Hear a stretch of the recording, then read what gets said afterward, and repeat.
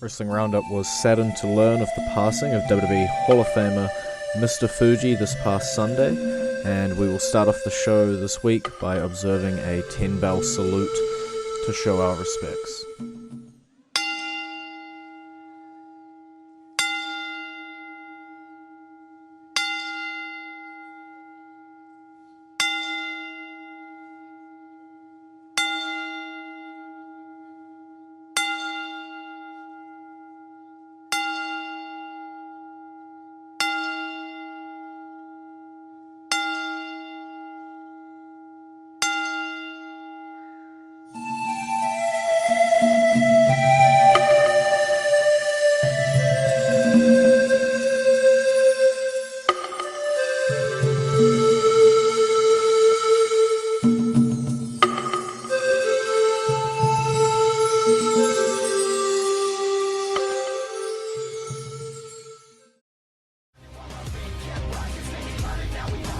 Hey, you listen to Wrestling Roundup on Free FM 89.0. This is your host, Grady Hooker, and as always, live on Skype, we got Josh. Hey. So, we're gonna start off, we got Raw, and we're gonna jump right to the end. The big news at the end. Triple H comes back, triumphant return, screws over Roman Reigns, and then screws over Seth Rollins and hands the title to Kevin Owens. It was a swerve nobody expected. There was very little people predicting Triple H full stop, and even those that did definitely didn't predict him giving the title to Owens, essentially. It definitely heated up Raw. I think it gave it a little something that it has been missing in recent weeks, and I guess it is just that surprise factor. You know, nobody was expecting it, so when it happened, it was a big thing. I'm not disappointed to see Kevin Owens with the belt. I think he'll do great things with it. But as probably the only downside is I'm more interested in why Triple H and Triple H's motives for doing that than the fact that Kevin Owens is champ. Yeah, I think it's going to harp back to how jerkish Seth Rollins was when he was the champion. Yeah. There's plenty of the obvious links you've got. You know, you can say, you know, there was a Seth authority sort of rift coming in anyway, pre his injury. You can say Kevin Owens was a guy that, you know, Triple H brought through NXT. So you've got your links. It's just whether WWE are going to make those links or if they're going to come up with their own completely different reasons. Yeah, everybody's just automatically assuming that because Seth Rollins got screwed over, he's going to be a face. And I'm not, and I want to see how it plays out before I assume anything, because WWE can do anything they want.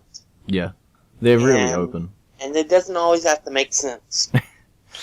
No, and at the moment, all of those possibilities are open. Because you can both argue that Owens just happened to be in the guy in the ring, whereas he hated Roman Reigns and he hated Seth Rollins, or you could argue the fact that he was trying to make it so Owens won. So you've still got your Triple H versus Seth feud, or you've got your Kevin Owens Triple H pairing.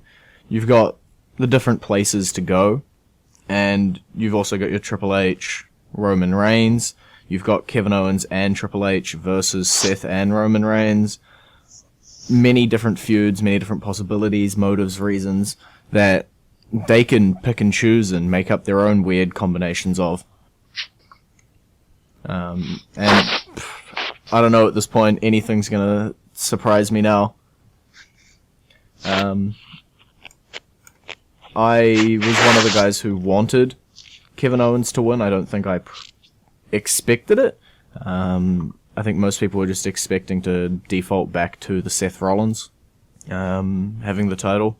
And to be honest, Big Cass had a much bigger, no pun intended, exit to that match than I was expecting. I think Big Cass impressed a lot of people in his showing. He put on a great bit of wrestling for the part that he was in there for, and character and storyline-wise, it took 3 big moves to be able to eliminate him. So you didn't make him look weak because he was out with 1 move, and you gave the air that he can hang with the big guys in that match. It just so happened that he had to be the unlucky guy to take a move from literally everybody. Yeah, it reminded me back when the Shield first broke up and they put Roman in the Fatal 4-way WWE Championship match as Money in the Bank. Knew he had no chance of winning, but it was interesting to see how he performed with 3 veterans. Yeah. For the title in the main event. I honestly don't know what this is in terms of signs for Big Cass. Much like we were talking about what you can do with Triple H and Kevin Owens, the future's fairly open. I imagine Enzo doesn't want to just... As much as we say, Enzo would make a great manager, I don't think he wants to just walk away from wrestling in terms of a in-ring role at the moment. So I don't know whether we're going to stick around with the tag team. You got the manager route, you got them turning on each other, or just leaving them as is. And quite often leaving them as is the preferred route for now. Somebody they did leave as is, nailed the segue, was Bayley, all starstruck with the New Day. That was fun. Did lead to a very weird pairing between Gallows, Anderson, and Dana Brooke, but Bayley fits in. That pairing seems to work for some reason. Don't know how. But Bayley and the New Day just work perfectly together. Yeah, Bayley looks like a schoolgirl on her way to her first day of school. Yep, with the backpack. With her backpack. Yeah. That's one person that can... I don't think it ever turn heel because nobody will believe it. Yeah, I definitely agree with you. I don't think there's any way. People love to come up with hilarious ways to do it. I think I heard one person say that you'd come out to her normal music and everything, and then when the inflatable arm tube men are meant to go off, they'd just be all like black and like covered in red splotches, and her music would slowly wind down and be a really deeper tone, and then she'd take off her shirt, and it would be like a full-on black shirt. But it's never going to happen, because nobody's going to be able to boo her.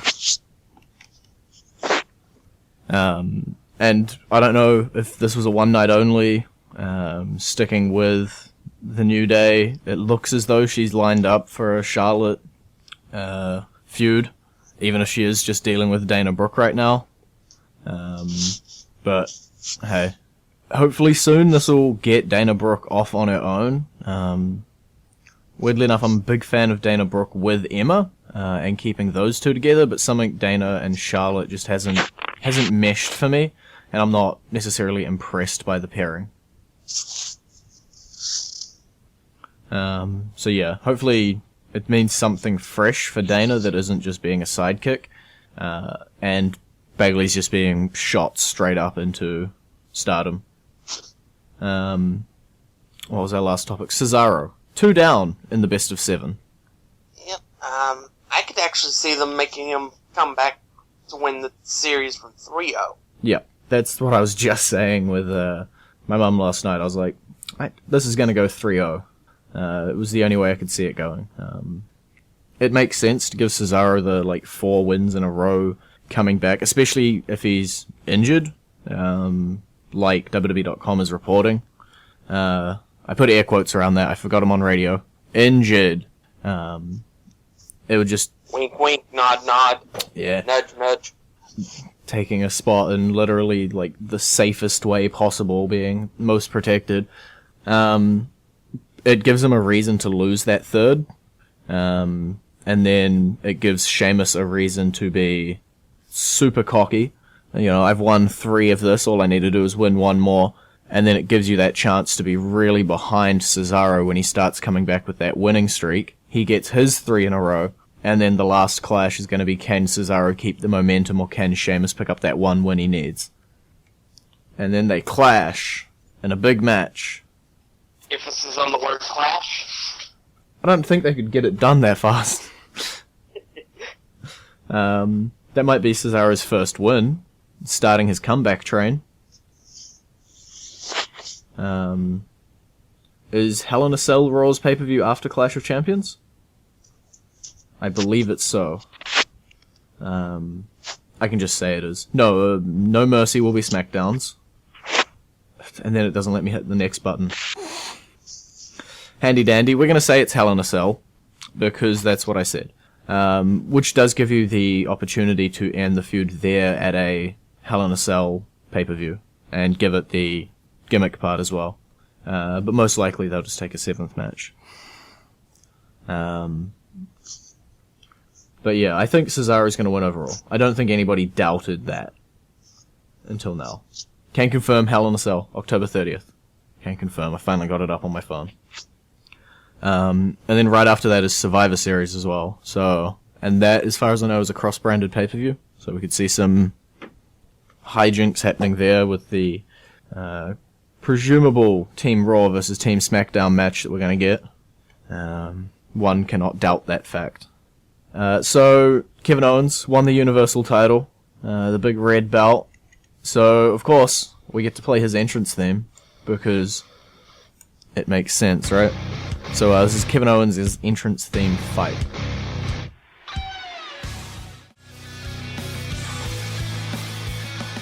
Back with Wrestling Roundup, Free FM 89.0. This is Grady, and we've got Josh as well. We're now over onto the SmackDown part of the show. Heath Slater, he's getting some momentum on SmackDown. Yeah, I had laughed. Some people were saying they were going over the top with the redneck thing. That's not really over the top. Yeah, it could have gotten a lot worse. And I would know, considering I live in the general area where Heath is from. I have a very limited view. It's from television shows and sitcoms. But even I know that it could get a lot worse when portraying a typical Southerner. But it was a funny segment. To be honest, the funniest part was Rhyno, and all he did was eat cheese on crackers. He looked like he felt very at home. Yeah, very weirdly. He was almost the guard dog, the way he just sat there looking out the window. And then, they came in and he just ate a whole bunch of sprayed cheese on cracker. But yeah, it'll be interesting to see how far this team makes it, because they did beat the returning Headbangers, of whom we are assuming it's a one-off? Who knows? No. All I know is all that I expect is that whoever wins the other semifinal match, that team will be the champions. Yeah. Somehow, some way, we got the 4 good teams all being our final 4. Well, I've heard the Usos are turning heel. Okay, sure. That explains having 4 of them. I was thinking in my head, presumably Slater and Rhyno are going to beat Hype Bros and move on to the final. And if American Alpha were to win their part and then go against them, whoever's going to beat Slater and Rhyno, they're going to get a lot of heat, because they're the ones that stopped Heath Slater from getting a contract.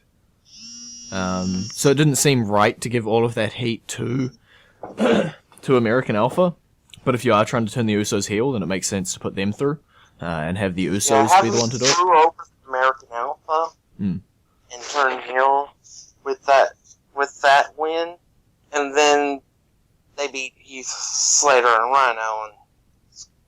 I believe they are also officially called Beauty and the Man Beast. I'm trusting other people for that name. It was just some stupid of talking smack. Nope, it's the official name. But, yeah, hopefully... Slater's been good. Slater's been really good. And I don't know if it's time yet. Is it time to give him a contract? Is it time to put him on a brand and presumably turn him stale again? Or is it time for him to jump over to Raw and have a good program over on Raw? Because at the moment it seems as though SmackDown is the only one interested in the hottest free agent right now. Anything can happen. Yeah, and Heath Slater's done himself a lot of good with this angle that was basically created just because they forgot about him. Yeah. Never would have thought that forgetting about somebody would be the best thing that could ever happen for somebody. Yeah, and it really has been.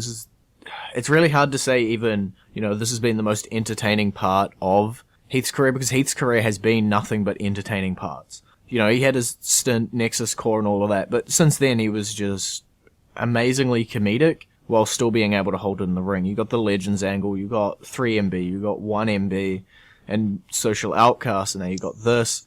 The dude just makes everything work. And is also, weirdly, for a comedic wrestler, damn good in the ring as well. And can carry himself in there. He's received the Cody Rhodes curse. Yeah, I'll let you have that. Presumably defining the Cody Rhodes curse as being good at whatever they put him in, and then so they never put him in the main event because he's so good down here in the undercard and midcard. Take everything you're given, turn it into gold, and still not get anything out of it. Yep. It happens.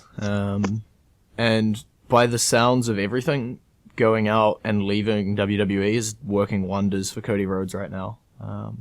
I've seen a few clips here and there of his matches, Kurt Angle, Will, and everybody.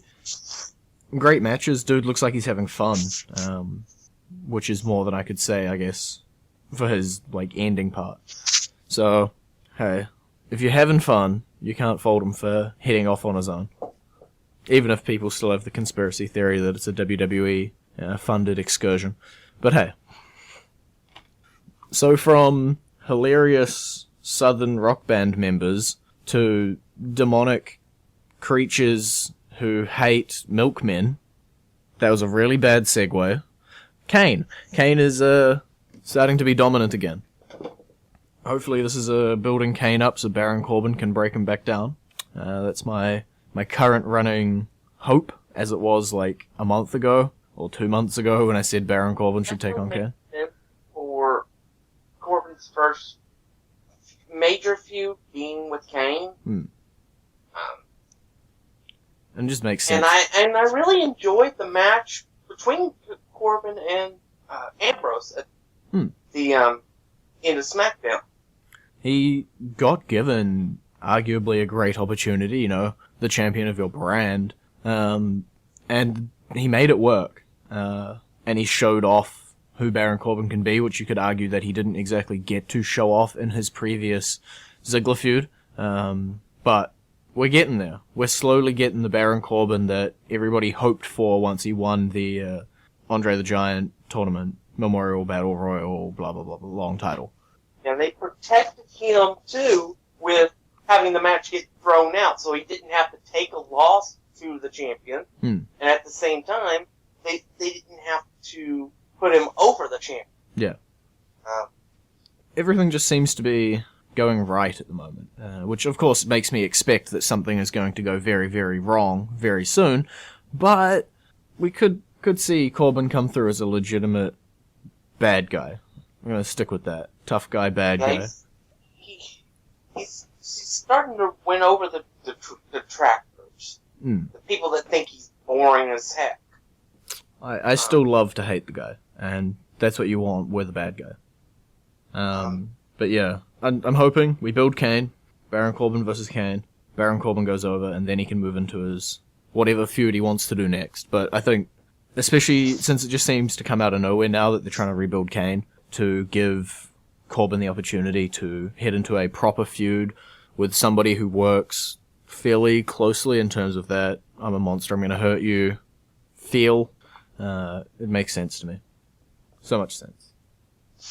But it does mean we're getting a lot of squash matches now, if Kane is going to be doing this weekly. Because we will have Braun, and we will have Nia Jax over on Raw, and then we'll have Kane here on SmackDown. A lot of local competitors will be put through their paces week by week on the both shows. Hopefully not many more of them are milkmen.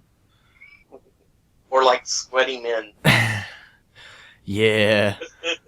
I feel like the barrel has been thoroughly scraped at this point. But yeah. Braun seems like he's getting closer and closer to having a real match now.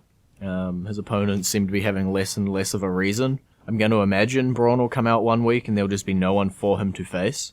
Because, you know, everybody who wanted... And then you'll hear, well, it's the Big Show. Yeah, that's what I expect. Much like I expect Corbin versus Kane, I expect Braun versus Big Show to happen sooner or later. And as long as both the new guys go over in the feud, they'll be fine.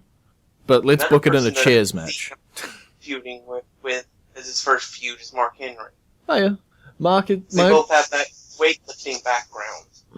My only problem with Mark has been booked fairly weakly, I think, at the moment. He's not the strongest he could have been. But that's only just a slight problem. I guess you could still see him as that dominant force over top of Braun. But, I don't know, I feel like the Big Show just has more legitimacy to him. But since we are meant to be talking about SmackDown, who do you think is going to be walking out of Backlash with the tag titles and with the women's title? Alright, with the tag titles, I already said it's the winner of next week's Usos American Alpha match. Yep. It doesn't matter to me which one of those two teams wins. That's going to be the tag team champions. Okay. With the women's title, who I want to see win, honestly, I'd like to see Alexa Bliss win. Yes. It's also my pick. Great pick. Who I expect to win is Nikki Bella.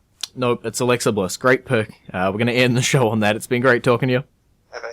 Visit our Facebook page, facebook.com/Wrestling Roundup Radio, Twitter page, twitter.com/Wrestling Radio. And I'll see you next week.